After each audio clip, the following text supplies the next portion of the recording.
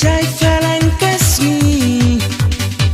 mensiam kablau marway kom hari klan habasin beneng kiher kinden ngayo i ngaru ngakwa bangan don hajan jengfi namal kinte kat nunga iya fi nama jengfi lah loy benen lah hajan ja ne ha jikmen ngakoy benen ngakoy benen ngakoy benen yaki juban ibahap fingalak lay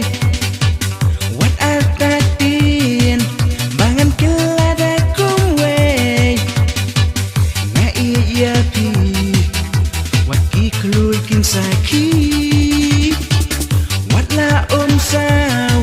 ni elyong barat napang hadu jinyap ringkat bat fingan dan lang hadu pakut jing im nakaputay nama jongfi lah loy banen lah jinja ne ha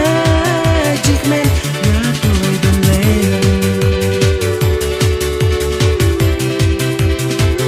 ngakoy banen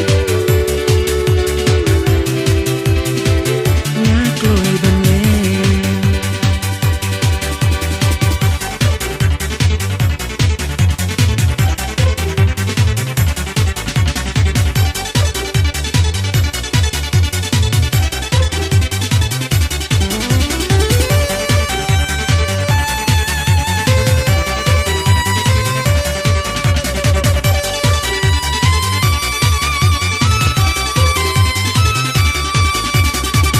Nas ngau kinja abadan sejai nafi kum lo batap ya ci sai falang kasmi mensiam kablau marway kum hari klan habasin beneng kiher kinden ngayo i ngaru ngakwa bangan don hajan jengfi namal pintit kat nunga iya fi nama jengfi